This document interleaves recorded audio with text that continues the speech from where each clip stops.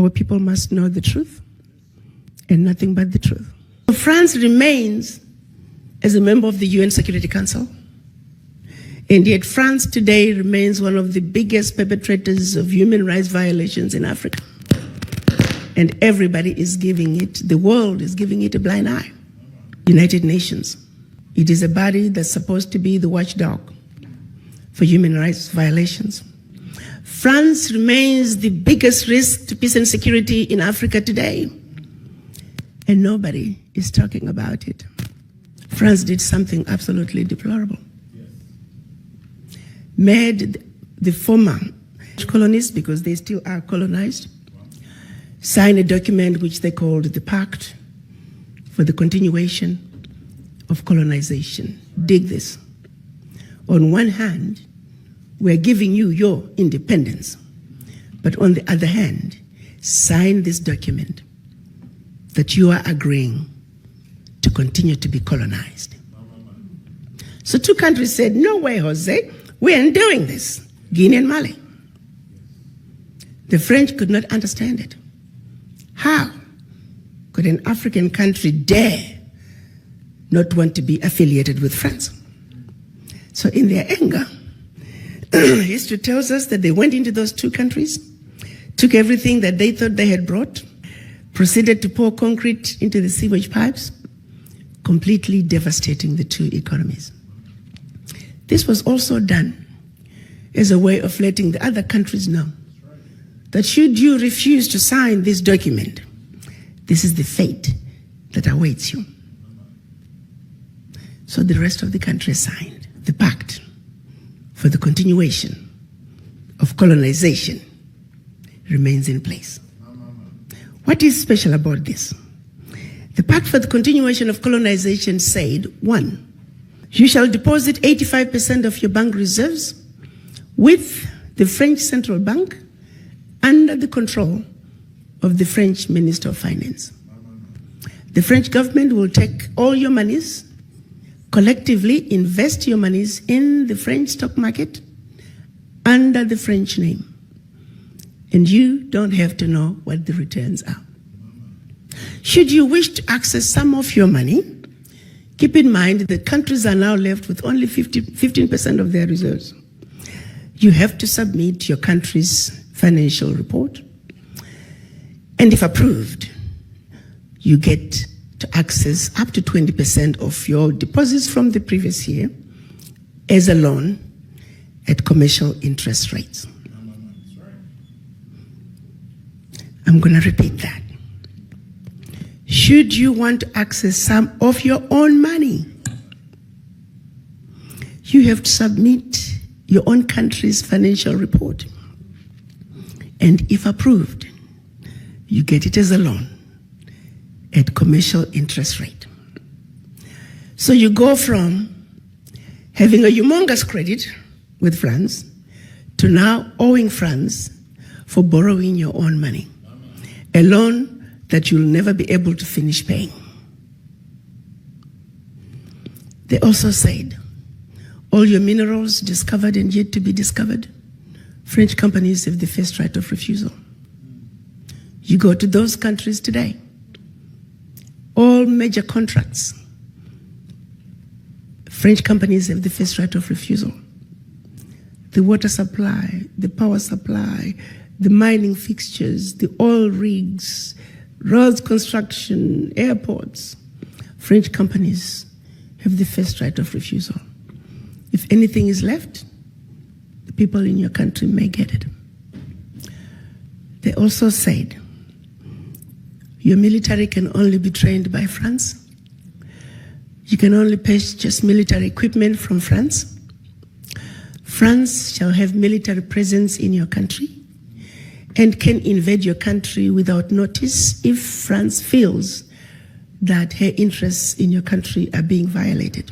In the past many years, we've had 67 coups in Africa out of 26 countries. Of the 26 countries, the coups, 16 coups, 16 countries were former French colonies. To date, 22 African leaders were assassinated during a coup, documented all of them. France was behind it, simply because France felt they were quote-unquote threatening French interests. Countries are still depositing their funds to France. Do's and don'ts as stipulated by the Pact for the Continuation of Colonization. You have given up your financial resources. You have given up control of your natural resources. You have given up your military. What power do you have? Today, because of the Pact for the Continuation of Colonization, France alone, that little bitty country, is taking out of Africa over $500 billion. Over $500 billion. And by the time they finish investing that money into the French stock market, they're realizing trillions of dollars in any given year. Park that. The watchdogs for corruption are saying out of Africa, 50 billion gets out of the continent from corruption. The question I have is, why has it been so difficult for us as Africans to say enough is enough? How long are we going to keep watching this carnage go on and we say nothing? It goes back to the mind. It goes back to that fear. It goes back to that sense of inferiority. And I go back to the diagnosis I made when I went to Washington. That until we black people understand that we are suffering from the legacy of colonization, that we are suffering from the legacy of slavery, that while we may have lost the shackles of in our legs and our hands, the shackles of the mind continue. Until we realize that we are a wounded people and we need healing, nothing about our circumstances is going to change. We are sick people. But to be sick, first you must realize and accept that you're sick.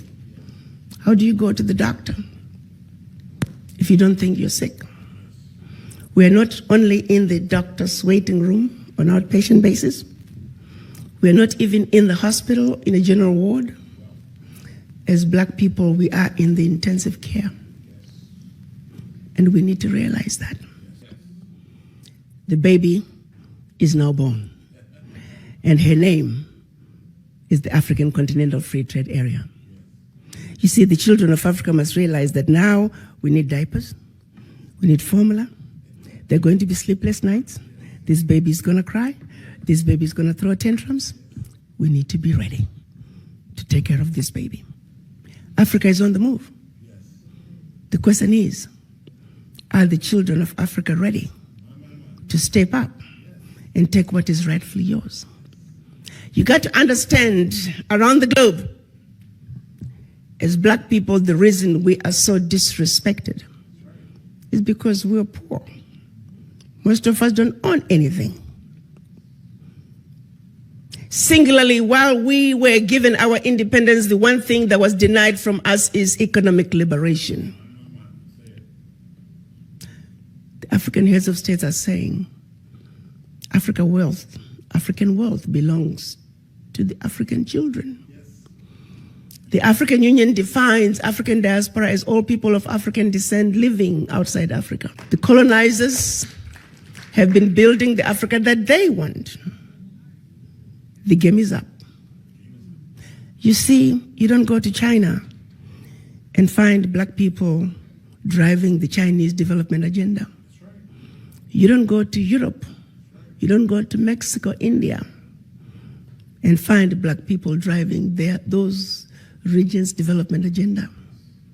The reality is, you must not, cannot, should not, and golly, will not go to Africa and find non-Africans driving the African continental development agenda. Unless, of course, you, the children of Africa, the inheritors of Africa's wealth.